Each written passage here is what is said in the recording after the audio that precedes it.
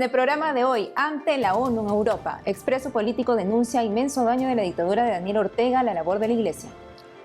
En la lista negra, congresista estadounidense propone incluir al partido político del dictador Ortega en la lista de entidades de especial preocupación por violaciones de libertad religiosa. Migrantes en América. Obispos de las fronteras de Colombia y Venezuela coordinan acciones en favor de los migrantes. El Papa a Marsella, víspera de cita por los migrantes. Analista del Vaticano dice que la Iglesia promoverá una red más organizada de ayuda en Europa. Gestionando una institución como esta, ¿no? Estreno en Perú y México, La Sirvienta, sobre la vida de Santa Vicenta María López, quien promovió trabajo digno para las mujeres. Ahora serías un brillante letrado. Hola amigos, hola Eddie, ¿cómo te encuentras? Bien, gracias Natalie, un gusto estar contigo y con todos nuestros televidentes desde nuestros estudios en Lima, Perú. Bienvenidos a EWTN Noticias, yo soy Natalie Paredes. Soy Eddie Rodríguez Morel, gracias por acompañarnos. Empezamos la noticia contándoles que en un evento paralelo a la presentación de informes del Consejo de Derechos Humanos de Naciones Unidas en Ginebra, el expreso político Félix Madariaga presentó el informe Persecución sin precedentes, el estado de la libertad religiosa en Nicaragua. Durante su exposición, Madariaga planteó la urgencia de medidas decisivas del Consejo de Derechos Humanos ante los atropellos del régimen de Daniel Ortega. Escuchemos al también líder de la Fundación Libertad. Me permiten darles un abrazo, no preciso ni decir. In the specific case of Nicaragua, thousands of young Nicaraguans. En el caso específico de Nicaragua, miles de jóvenes nicaragüenses, quizás millones, pudimos recibir una educación de calidad gracias al sistema educativo de la Iglesia, que por siglos ha llenado los espacios vacíos donde el Estado no ha tenido presencia. This reality is fundamental to understand. Esta realidad es fundamental entenderla para dimensionar el daño que la dictadura de Daniel Ortega les ha hecho a los nicaragüenses más pobres, cuando ha cerrado arbitrariamente más de 3.400 organizaciones sin fines de lucro, un gran número de ellas vinculadas a la Iglesia Católica y a las iglesias de denominaciones cristianas. Many of them, like Caritas. Desde Fundación Libertad, un centro de pensamiento nicaragüense que está también entre las organizaciones clausuradas en Nicaragua, hemos calculado que estas 3.400 organizaciones ofrecían servicios de educación, salud, agua potable, microcrédito, desarrollo juvenil, atención a las mujeres, arte y cultura a más de 1.5 millones de nicaragüenses. El régimen de Daniel Ortega ha llegado a extremos que ningún otro régimen autoritario del pasado de Nicaragua, que son muchos, había llegado. Seguimos en Nicaragua. La congresista estadounidense María Elvira Salazar propuso incluir al Frente Sandinista de Liberación Nacional, partido político de la dictadura de Daniel Ortega, en la lista de entidades de especial preocupación por violaciones de la libertad religiosa. Hace poco, la congresista de origen cubano del Partido Republicano elevó esta iniciativa al embajador para la libertad religiosa internacional, Rashad Hussain. La lista de entidades de especial preocupación es un registro de la Secretaría de Estado de Estados Unidos sobre organizaciones responsables de violaciones graves de la libertad religiosa. Hasta ahora, ISIS, los talibanes y el grupo Wagner están incluidos. En una nota de prensa, Salazar señala: el Frente Sandinista es el brazo político del sangriento régimen de Ortega Murillo y sus crímenes contra los fieles católicos no pueden seguir impunes. Me permiten darles un abrazo, no preciso ni decir. Ahora les contamos que los obispos de las fronteras de Colombia y Venezuela coordinan acciones en favor de los migrantes. Sobre esto y más informa nuestra corresponsal Lida Lozada. Desde la sede de la Conferencia Episcopal de Colombia en la ciudad de Bogotá, les informo que esta semana la ciudad de Cúcuta fue escenario del encuentro de los obispos de las jurisdicciones eclesiásticas ubicadas en las fronteras entre Colombia y Venezuela, es decir, de 7 territorios de nuestro país. La reunión, convocada por el Dicasterio para el Servicio del Desarrollo Humano Integral, buscaba coordinar acciones pastorales transnacionales para responder a los desafíos actuales que plantea el fenómeno migratorio en esta región. Esto precisamente en el contexto del llamado del Papa Francisco para la Jornada Mundial del Migrante y el Refugiado 2023, que se celebrará este domingo 24 de septiembre, en el que pidió afianzar las articulaciones entre países y la comunidad internacional para que estas personas en condición de vulnerabilidad puedan ser libres de elegir si migrar o quedarse, pero con garantías de derechos y dignidad. Compartimos algunas de las conclusiones y hallazgos de los participantes de ambas iglesias. Bueno, la primera gran acción de la Iglesia de Venezuela es mantener la esperanza, la confianza en la posibilidad de construir juntos un futuro mejor para los que se quedan en nuestro país. Esa es la tarea directa que todos los días, a través de la predicación del Evangelio, de la administración de los sacramentos, de la construcción de la vida eclesial, hacemos los obispos, sacerdotes, laicos en nuestro país. Luego, también a través de la asistencia humanitaria primaria en alimentación y en salud de nuestros compatriotas.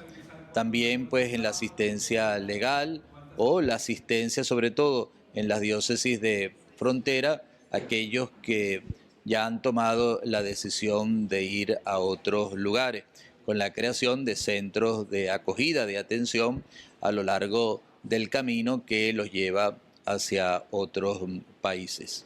Lo hacemos por amor, ese camino lo hacemos por la humanidad. Y agradecemos al Papa Francisco que en esta misma semana está en Marsella, mirando este tema de paz y de migración con todos los países del Mediterráneo, asumiendo la situación que se está viviendo en Lampedusa y todo el paso de los migrantes africanos que buscan mejor futuro en Europa. Pero también nosotros estamos tocados profundamente como Conferencia Episcopal de Colombia porque hemos sido testigos de lo que sucede en la frontera con Panamá y en el Golfo de Urabá y todo ese tránsito doloroso de tantas familias y de tantas rutas que vienen de África, de Asia, de América Latina, de Haití, buscando pasar por Centroamérica hasta llegar a la frontera sur de los Estados Unidos. Y en otras noticias, pactos por la buena política al servicio de la reconciliación y la paz.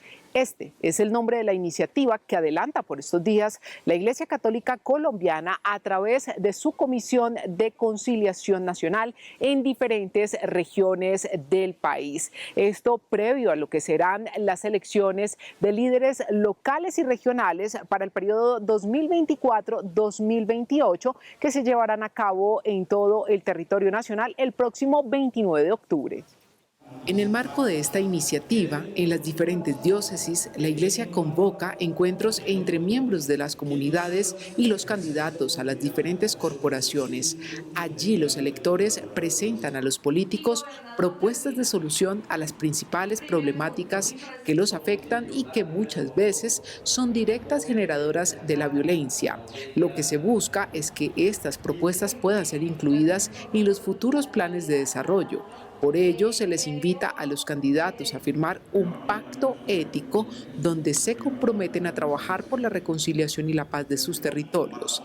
Ya son 5 los departamentos del país donde se han realizado esas actividades: Cesar, Chocó, Cundinamarca, Huila y Valle del Cauca. Otras jurisdicciones, como la Arquidiócesis de Bogotá y la Diócesis de Ipiales, también están adelantando iniciativas similares, animando el diálogo respetuoso y el fortalecimiento de la democracia. Que es fundamental que se encuentren los candidatos que muchas veces no conocen nada del otro, sino únicamente a través de las redes o de los periódicos. Aquí se han podido ver, encontrar cada uno, también cada uno han podido comprometerse en unos mínimos de campaña, en primer lugar.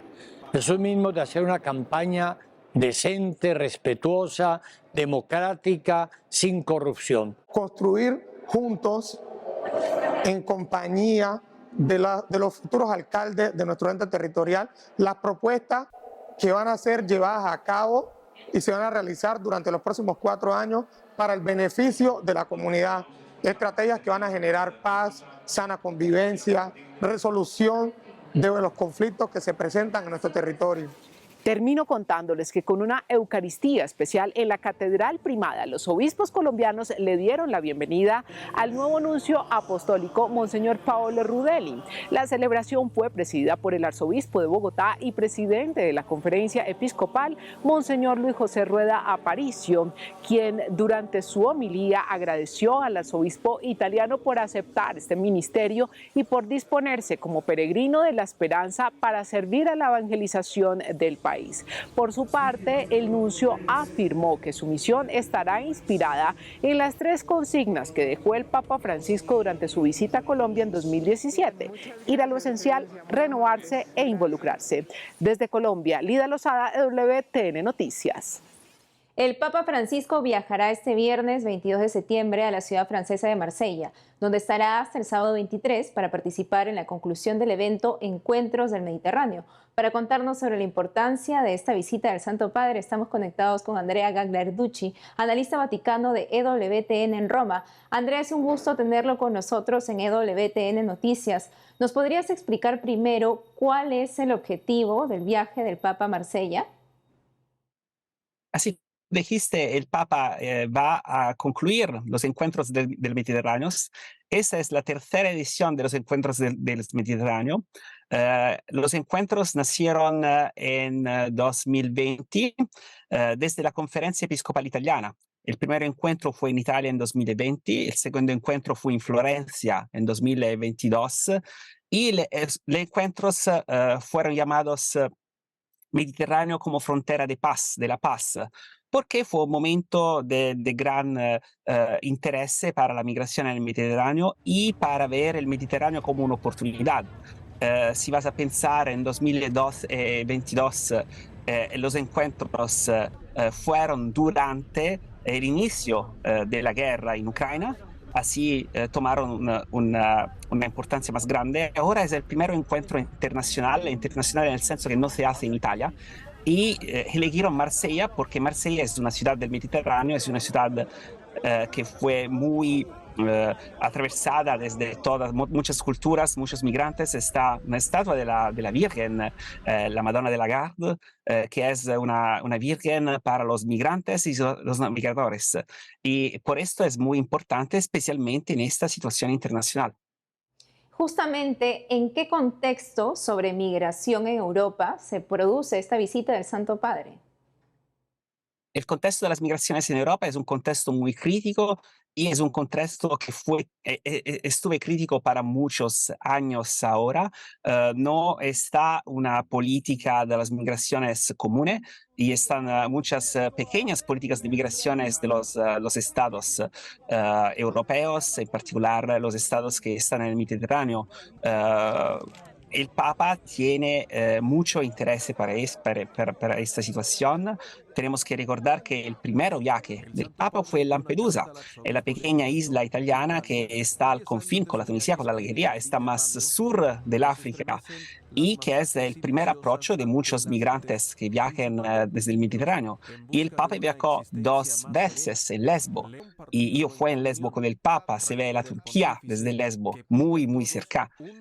Así es una situación muy difícil a nivel internacional, pero no están políticas de acogida comunes, están muchas políticas, y por esto la voz de los obispos, la voz de la Iglesia es muy importante para acoger, para sustentar, para integrar estos migrantes. ¿Por qué se ha incrementado el número de migrantes en el Mediterráneo? Están muchas razones. Una de las razones es el éxodo de los cristianos que está en el Medio Oriente, y muchos cristianos que escaparon del ISIS, escaparon de las situaciones en los países árabes. Piensa la situación en el Líbano, que es en crisis institucional desde años.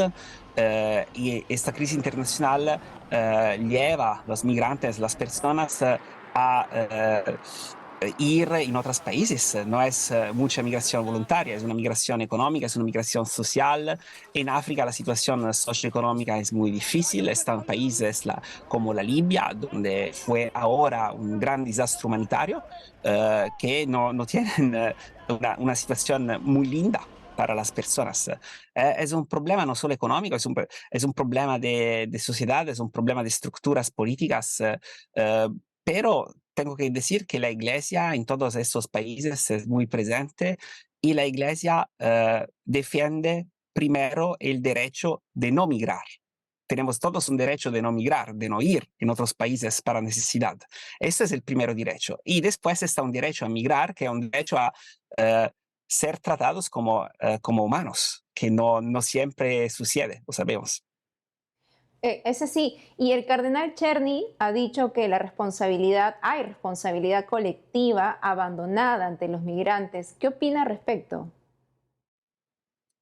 Sí, está una responsabilidad colectiva y tengo que decir, Papa Francisco muchas veces explicó que es una responsabilidad colectiva y que cada estado, cada país tiene que decidir cuántos migrantes puede acoger, cuántos migrantes puede integrar. Y la Iglesia es el primer recipiente de responsabilidad colectiva, porque la Iglesia tiene una red de curas, una red de Cáritas, una red de muchas asociaciones que hacen esto. Es la primera red y es una red que no es política, que es para los humanos, que es para las personas primero. Y esto puede ser el ejemplo para todos los países en el Mediterráneo. Así es. Andrea, ¿qué resultado han tenido anteriores encuentros de este tipo? No están resultados concretos en el senso que este es un momento de encuentro, está una declaración final, está un evento conclusivo donde el Papa irá a hablar y fue así en los otros encuentros. El Papa fue en Bari, pero no fue en Florencia. No se van a buscar resultados concretos, se va a buscar una ocasión de poner todos los problemas al mismo nivel con todos, porque son diferentes, pero son similares al mismo tiempo. Y se va a buscar de haber una red más organizada, más comunicación, que lo que falta en la Iglesia muchas veces es la comunicación, más conocido. Un resultado nuevo puede ser este encuentro de los jóvenes, que es una cosa nueva, es un encuentro de 120 jóvenes de todos los países del Mediterráneo que están en Marsella para la semana y serán representados en el encuentro final y que van a buscar, a mirar al futuro.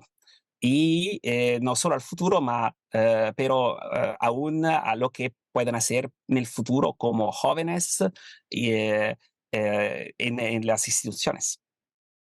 Andrea Lerducci, gracias por todo lo que nos has comentado hoy en la entrevista. Gracias a ti y a todo el auditorio. Hacemos una pausa y al volver, gestionando una institución como esta, ¿no? Estreno en Perú y México La Sirvienta, sobre la vida de Santa Vicenta María López, quien promovió trabajo digno para las mujeres. Ahora serías un brillante letrado. Además, hoy es la fiesta de San Mateo, apóstol y evangelista. Volvemos con más noticias con Enfoque Católico.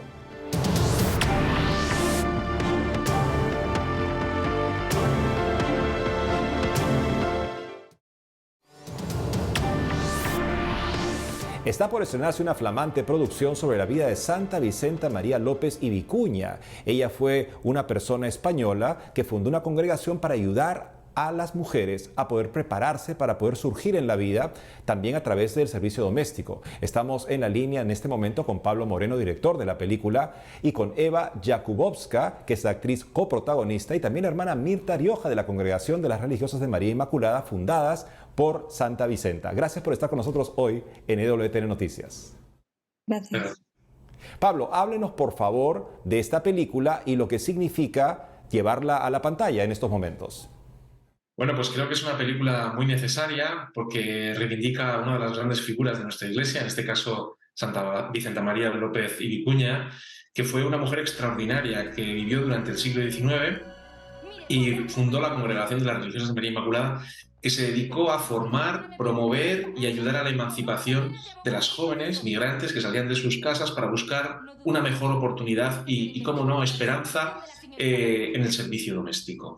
Parece que es una obra del siglo XXI, pero no, es algo que alguien tuvo la ocurrencia y el valor de hacer hace 150 años. Y les digo que es una película extraordinaria, contada en dos tiempos, un tiempo en el que contamos una historia de la actualidad, donde aquí tenemos a Eva, que es su protagonista, porque la obra de Santa Vicenta María vive hoy y queríamos que esta película de alguna manera tuviese esa pulsión de que aunque contamos una historia de hace 150 años, tiene sus repercusiones hoy día.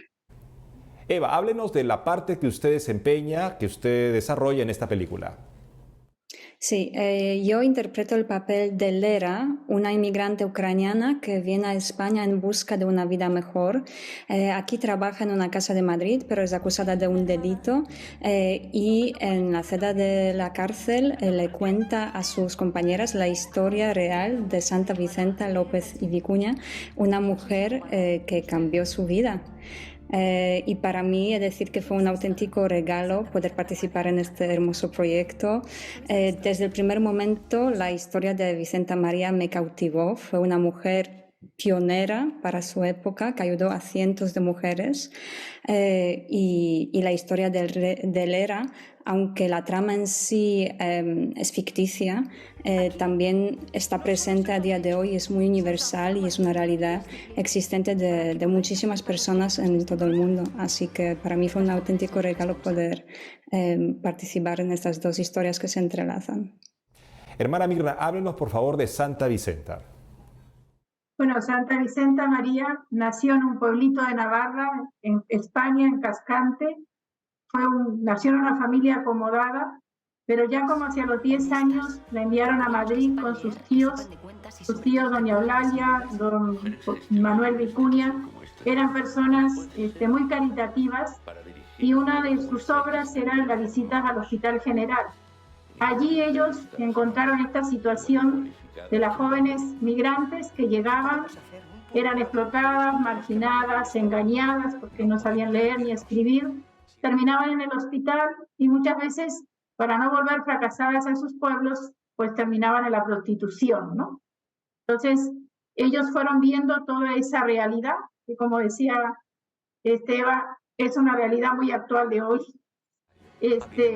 Y entonces hicieron lo que era la primera casita para acoger a estas chicas que llegaban de los pueblos, poder formarlas y colocarlas en casas de buena gente, digamos, de personas conocidos de ellos, donde pudieran tener el respeto y un trabajo digno, ¿no? Son mujeres que buscan su lugar. Y aun siendo válidas para otros muchos menesteres, solo les queda el camino de servicio para poder emanciparse. Pablo, cuéntenos, estamos de estreno en Latinoamérica. ¿Cuáles son los estrenos que se vienen? Sí, pues bueno, el 21 de septiembre se estrenará en México y en Perú.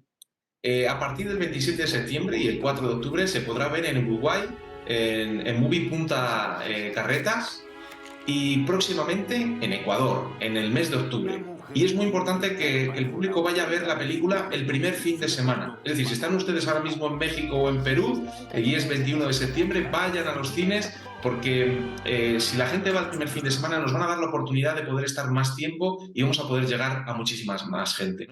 Pablo, Eva, hermana Mirna, gracias por haber estado con nosotros para hablarnos de este importante estreno que se viene en Latinoamérica. Muchas gracias.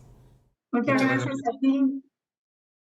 Cada 21 de septiembre la Iglesia Católica celebra a San Mateo, apóstol y evangelista. San Mateo vivió en Cafarnaúm, a orillas del lago de Galilea, y fue elegido por el mismo Jesús para integrar el grupo de los 12. El padre Jorge Luis Hidalgo, vicario parroquial en La Pampa, Argentina, nos cuenta más del santo.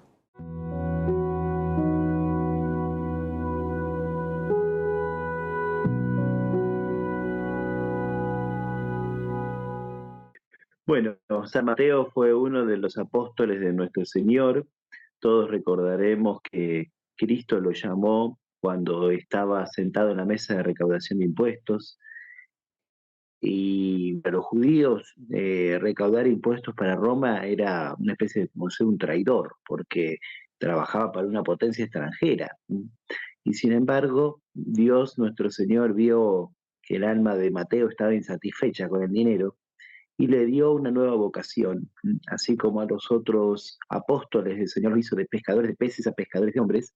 A San Mateo lo hizo de ser un judío que no vivía un amor a su patria, a ser un judío amante de su nación.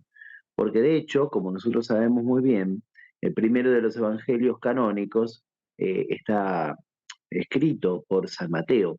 Por lo tanto, vemos cómo el Señor es capaz de transformar los corazones de los hombres.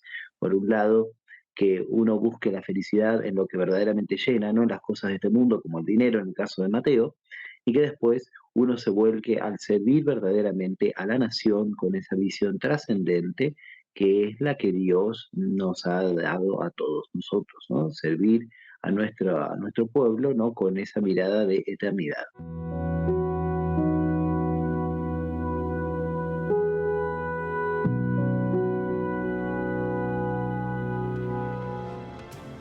Y eso es todo por hoy, amigos. Gracias por haber estado con nosotros. No olviden seguirnos en nuestras redes sociales y en www.tnnoticias.com. Hasta mañana.